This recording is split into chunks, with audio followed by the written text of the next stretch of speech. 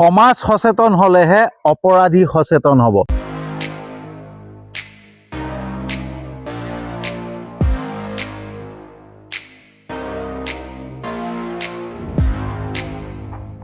Good evening বন্ধুসকল, শুভ সন্ধ্যা। তো বন্ধুসকল, আমি যদি এখন অপৰাধমুক্ত সমাজ বিচাৰোঁ, আমি যদি এখন দুৰ্নীতিমুক্ত সমাজ বিচাৰোঁ, তেতিয়া আমি সমাজৰ প্ৰত্যেকজন ব্যক্তি সচেতন হ'ব লাগিব। আমি যেতিয়া সচেতন হ'ম তেতিয়া অপৰাধী সচেতন হ'ব, দুৰ্নীতিকাৰী সচেতন হ'ব। কিন্তু যেতিয়ালৈকে আমি সচেতন নহওঁ বন্ধুসকল, তেতিয়ালৈকে অপৰাধীও সচেতন নহয়, দুৰ্নীতিকাৰীও সচেতন নহয়। কাৰণ বন্ধুসকল, অপৰাধীয়ে বা দুৰ্নীতিকাৰীয়ে অপৰাধ কৰিবৰ কাৰণে, দুৰ্নীতি কৰিবৰ কাৰণে এটা সুযোগ লাগে, এটা সুবিধা লাগে, কাৰোবাৰ সমৰ্থন লাগে। আৰু সেই সমৰ্থন, সেই সুযোগ, সেই সুবিধা কাৰ পৰা পায়? আমাৰ পৰা পায় বন্ধু। কাৰণ আমি সচেতন নহয়। আৰু সচেতন নহয় বাবে আমি সেই অপৰাধীসকলে অপৰাধ কৰি থাকিলেও আমি নেদেখা ভাও ধৰোঁ। কোনোবাই দুৰ্নীতি কৰি আছে, আমি নেদেখা ভাও ধৰোঁ, আওকাণ কৰোঁ, হয়নে? আৰু আমাৰ দ্বাৰাই, আমাৰ পৰাই তেওঁলোকে অপৰাধ কৰিবৰ কাৰণে সুযোগ পায়, সুবিধা পায়। আৰু কোনোবা দুৰ্নীতিকাৰীয়ে দুৰ্নীতি কৰিবৰ কাৰণে সুযোগ পায়, সুবিধা পায়, সমৰ্থন পায়।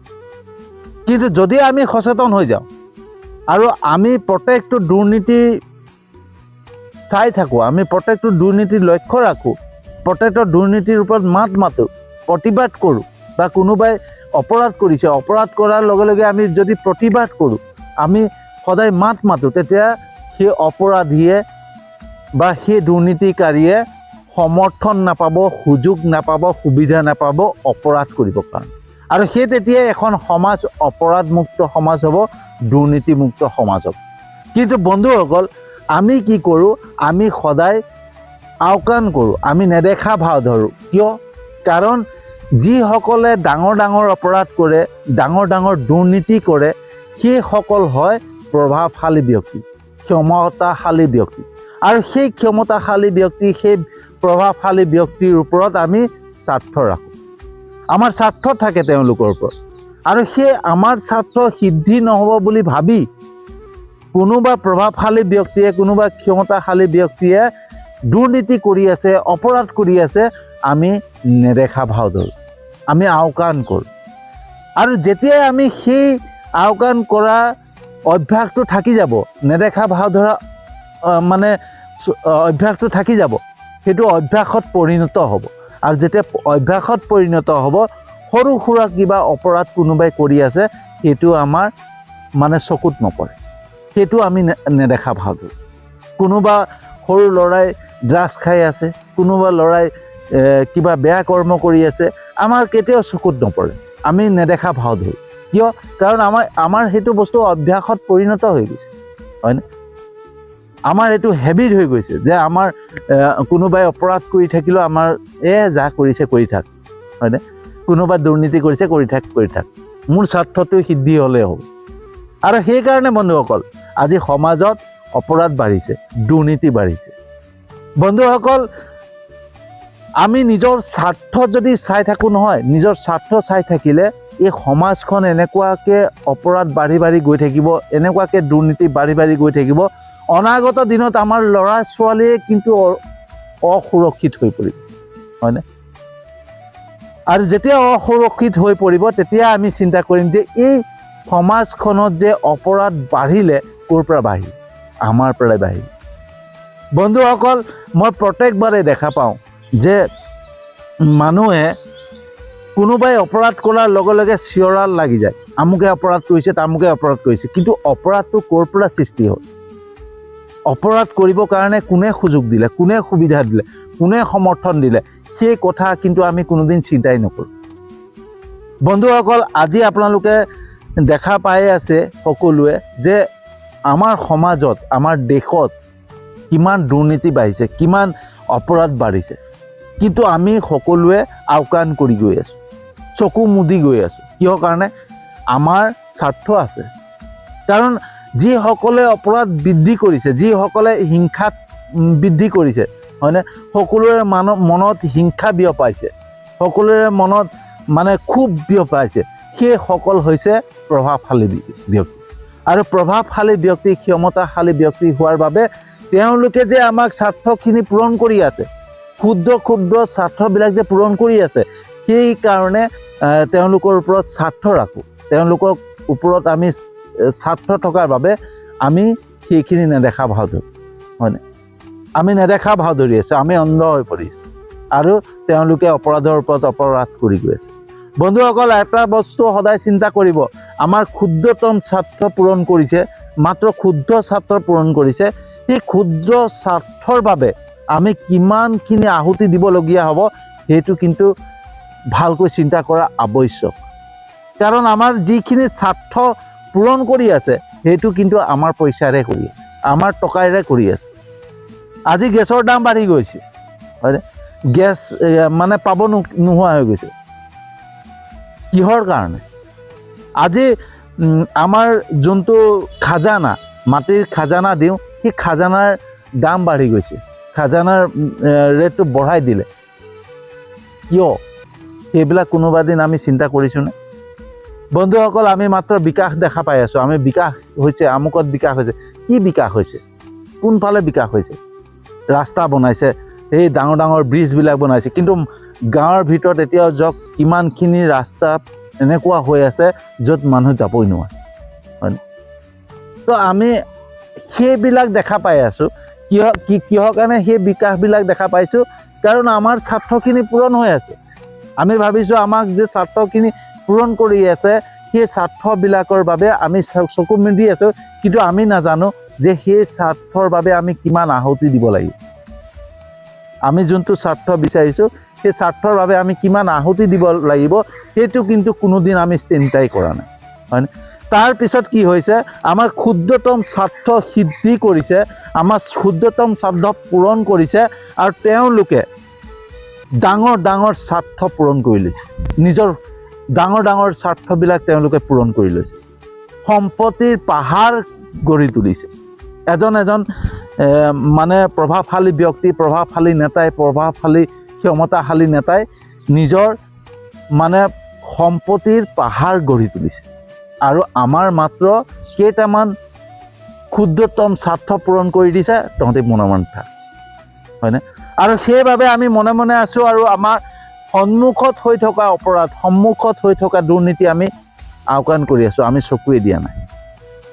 আমি পাহৰি পেলাইছোঁ বন্ধুসকল আমাৰ জুবিন দাক, আমাৰ মৰমৰ জুবিন দাক পাহৰি পেলাইছোঁ, যাক আমি হৃদয়ৰ পৰা ভাল পাওঁ, যাক আমি ঈশ্বৰৰ পুত্ৰ বুলি কওঁ, যাক আমি ঈশ্বৰ ৰূপ দেখা পালোঁ, সেইজন ব্যক্তিক আমি পাহৰি পেলাইছোঁ। তেওঁৰ ন্যায় ক্ষেত্ৰত আজি অৱহেলিত হৈছে, হয়নে? অৱহেলা হৈছে তেওঁৰ ন্যায় ক্ষেত্ৰত, সেই কথা আমি পাহৰি পেলাইছোঁ, হয়নে? আমাক এনেকুৱা কিছুমান কথাৰে মানে ভুলাব চেষ্টা কৰি তেওঁলোকে জুবিনদাৰ ন্যায়টো যে নোহোৱা কৰিব খুজিছে, আৰু সেই অপৰাধীখিনিক মুক্ত আকাশৰ তললৈ আনিব বিচাৰিছে, সেইটো স্পষ্ট হৈ পৰিছে। কিন্তু তাৰ পিছতো আমি সচেতন হোৱা নাই বন্ধুসকল।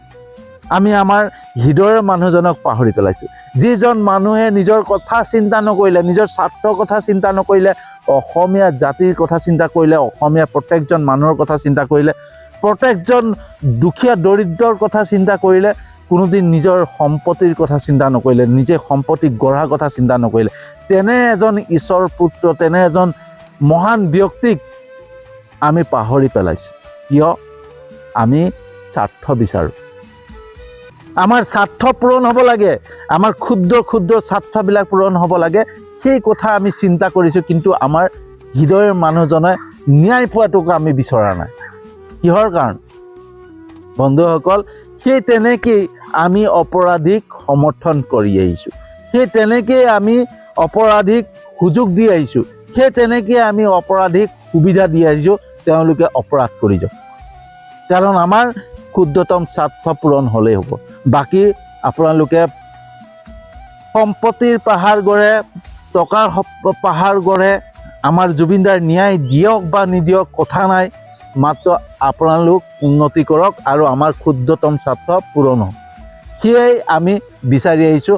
আৰু সেইবাবে আমি সেই অপৰাধী, সেই দুৰ্নীতিকাৰীসকলক সমৰ্থন জনাই আহিছোঁ। সেয়াই নহয় জানো বন্ধুসকল? তো বন্ধুসকল, ইয়াৰ পিছত যেতিয়া আমি বিপদত পৰিম, সমস্যাত পৰিম, তেতিয়া সেই তেওঁলোকক আকৌ চিঞৰি প্ৰতিবাদ কৰিম। তো আমি অপৰাধটো নোহোৱাৰ আগতে যদি আমি সচেতন হওঁ, আমি জাগ্ৰত হওঁ, আমাৰ নিজৰ বিবেকেৰে কাম কৰোঁ, আমাৰ নিজৰ চিন্তাধাৰাৰে কাম কৰোঁ, তেতিয়া প্ৰত্যেক ক্ষেত্ৰতে কিন্তু দুৰ্নীতি আমি দেখা পাম, প্ৰত্যেক ক্ষেত্ৰতে কিন্তু অপৰাধ দেখা পাম, জুবিন দাৰ ক্ষেত্ৰত হোৱা অন্যায় আমি দেখা পাম। কিন্তু যেতিয়ালৈকে আমাৰ স্বাৰ্থৰে আমাৰ বিবেক শক্তি, চিন্তা শক্তিক ঢাকি ৰাখিম নহয়, তেতিয়া একো দেখা নাম। আৰু তেতিয়াই অপৰাধ বাঢ়ি বাঢ়ি গৈ থাকিব, দুৰ্নীতি বাঢ়ি বাঢ়ি গৈ থাকিব, মানুহৰ মনত হিংসা থাকিব, ক্ষোভ থাকিব, কোনোদিন প্ৰেম নাথাকে, কোনোদিন মৰম নাথাকে, কোনোদিন দয়া নাথাকে, কোনোদিন ক্ষমা নাথাকে, কোনোদিন সহযোগিতা নাথাকে, কোনোদিন সহানুভূতি নাথাকে, কোনোদিন সমভাৱ নাথাকে, সমদৃষ্টি নাথাকে। মাত্ৰ কাৰোবাক আমি বেয়া চকুৰে চাম, হয়নে, হিংসা চকুৰে চাম, ক্ষোভিতভাৱে চাম। কেতিয়া হ'ব? যেতিয়া আমি নিজৰ চিন্তাধাৰাৰে কাম নকৰিম বন্ধু। আৰু আমি যেতিয়ালৈকে সচেতন নহওঁ, আমি সচেতন নহ'লেই সমাজখন অপৰাধেৰে ভৰি পৰিব, দুৰ্নীতিৰে ভৰি গৈ থাকিব। কিন্তু যেতিয়াই আমি সচেতন হৈ পৰিম বন্ধুসকল, তেতিয়াই এই অপৰাধীয়ে, এই দুৰ্নীতিকাৰীয়ে কোনোদিন সুযোগ নাপাব, সুবিধা নাপাব অপৰাধ কৰিবৰ কাৰণে, হয়নে, কোনোদিন সমৰ্থন নাপাব। সাহস কিন্তু বন্ধুসকল আমি দিছোঁ। বন্ধুসকল, কালি যদি জুবিন দাই ন্যায় নাপায় নহয়, তাৰ বাবেও দায়ী কিন্তু আমিয়ে হ'ম। কাৰণ আমাৰ দ্বাৰাই জুবিন দাই ন্যায় নাপাব, আমাৰ স্বাৰ্থৰ বাবে জুবিন দাই ন্যায় নাপাব। সেইটো কথাও আমি সদায় মনত ৰাখিব লাগে বন্ধু। বন্ধুসকল, অশোক সিংঘাল এজন অনা অসমীয়া, এজন অনা অসমীয়াই আমাৰ অসমত বিধানসভাত স্থান পালে, হয়নে, মন্ত্ৰী হ'ল। কেনেকৈ হ'ল, কাৰ দ্বাৰা হ'ল? আজি দুদিনমানৰ পৰা অশোক সিংঘালৰ বিষয়ে মই শুনি আহিছোঁ যে অশোক সিংঘালে অনা অসমীয়া হৈ মন্ত্ৰীত্ব পালে, হয়নে, মন্ত্ৰী হৈ পেলাই আমাক দুৰ্নীতি কৰি আছে, আমুকটো লুটি আছে। তো তেওঁ সেই অশোক সিংঘালে সুবিধা, সুযোগ, সমৰ্থন কাৰ পৰা পালে? আমাৰ পৰাই পালে। আমাৰ ৰাইজেই তেওঁক জিকালে, আমাৰ ৰাইজে তেওঁক বিধায়ক বনালে, বিধায়কৰ পিছত তেওঁক মন্ত্ৰী পদ পালে। সেই সকলোখিনিৰ সুবিধা পালে, সুযোগ পালে, সমৰ্থন পালে আমাৰ দ্বাৰাই, আমাৰ অসমীয়া ৰাইজৰ দ্বাৰাই। আৰু আজি তেওঁ ক্ষমতাত আহি, তেওঁ প্ৰভাৱশালী হৈ আমাৰ ওপৰতে দুৰ্নীতি কৰা আৰম্ভ কৰি গৈছে। গতিকে এই সকলোখিনি বন্ধুসকল আমাৰ দ্বাৰাই হৈ আছে। সমাজৰ এটা সৰু অপৰাধ, সমাজৰ এটা সৰু দুৰ্নীতিৰ পৰা আদি কৰি ডাঙৰ ডাঙৰ প্ৰভাৱশালী নেতালৈকে, ডাঙৰ ডাঙৰ প্ৰভাৱশালী ক্ষমতাশালী নেতালৈকে যিমানখিনি অপৰাধ হয়, যিমানখিনি দুৰ্নীতি হয়, সকলো কিন্তু বন্ধুসকল আমাৰ দ্বাৰাই হয়, আমাৰ পৰাই হয়। কাৰণ আমি সদায় আমাৰ নিজৰ স্বাৰ্থ দেখা পাওঁ, কোনোদিন আমি অপৰাধ দেখা নাপাওঁ, কোনোদিন আমি দুৰ্নীতি দেখা নাপাওঁ। আৰু সেই স্বাৰ্থই আমাৰ বিবেক শক্তি, চিন্তা শক্তিক ঢাকি ৰাখে। আৰু আমি বিবেচনা কৰিব নোৱাৰোঁ, আমি চিন্তা কৰিব নোৱাৰোঁ যে কোনোবাই অপৰাধ কৰি আছে, কোনোবাই দুৰ্নীতি কৰি আছে। আৰু আমি সচেতন নোহোৱা হৈ পৰোঁ। আৰু আমি সচেতন নহয় বাবে অপৰাধী বা দুৰ্নীতিকাৰী সচেতন নহয়। কালি যদি আমি সচেতন হৈ যাওঁ, আমি সচেতন হৈ গ'লে অপৰাধীও সচেতন হৈ যাব, দুৰ্নীতিকাৰীও সচেতন হৈ যাব, ভয় খাব দুৰ্নীতি কৰিবৰ কাৰণে, অপৰাধ কৰিবৰ কাৰণে। কিন্তু সেইটো আমি কেতিয়াও নিবিচাৰোঁ বন্ধুসকল। কাৰণ সেইটো কৰিব গ'লে আমাৰ স্বাৰ্থ সিদ্ধি নহ'ব, আমাৰ ক্ষুদ্ৰ ক্ষুদ্ৰ স্বাৰ্থ সিদ্ধি নহ'ব। আৰু সেই ক্ষুদ্ৰ ক্ষুদ্ৰ স্বাৰ্থ কাৰ দ্বাৰা, কাৰ পইচাৰে সিদ্ধি কৰি আছে? আমাৰ পইচাৰে, আমাৰ পইচাৰে আমাৰ স্বাৰ্থবিলাক পূৰণ কৰিছে। তাৰপিছত তেওঁলোকে বৃহত্তৰ স্বাৰ্থ পূৰণ কৰি পেলাই সম্পত্তিৰ পাহাৰ গঢ়ি তুলিছে। কিন্তু আমি আমাৰ ক্ষুদ্ৰ স্বাৰ্থৰ বাবে পাহৰি পেলাইছোঁ যে আমাৰ পইচাই আমাক লুটি আছে। আৰু আমি এদিন সেই পইচাৰে ধাৰ মাৰিব লাগিব, পৰিশোধ কৰিব লাগিব, টকা পৰিশোধ কৰিব লাগিব। আৰু সেই সময় আহিয়ে পাই গ'ল। আজি গেছৰ দাম বাঢ়িয়ে গ'ল, গেছৰ নাটনি হৈয়ে গ'ল, খাজানাৰ দাম বাঢ়ি গ'ল। কিন্তু আমি তথাপিও সচেতন নহয়, কাৰণ আমাৰ মাজত আছে স্বাৰ্থ, হয়নে? তো বন্ধুসকল, আমি সচেতন হ'লেহে, সমাজ সচেতন হ'লেহে অপৰাধী সচেতন হ'ব। তো বন্ধুসকল, কেনেকুৱা লাগিলে জনাব। যদি সঁচাকৈ ভাল লাগিছে, যিমান পাৰে ভিডিঅ'টো শ্বেয়াৰ কৰিব, যাতে সমাজৰ প্ৰত্যেকজন ব্যক্তি সচেতন হয়, নিজৰ বিবেকেৰে কাম কৰে, নিজৰ চিন্তাধাৰাৰে কাম কৰে, সকলো দুৰ্নীতি, সকলো অপৰাধৰ হৈ পেলাই মাত মাতে, প্ৰতিবাদ কৰে, হয়নে? লক্ষ্য ৰাখে, দৃষ্টি ৰাখে যে ক'ত অপৰাধ হৈছে, ক'ত দুৰ্নীতি হৈছে, হয়নে? আৰু সেই তেতিয়াহে এখন আমি অপৰাধমুক্ত সমাজ পাম, দুৰ্নীতিমুক্ত সমাজ পাম, হয়নে?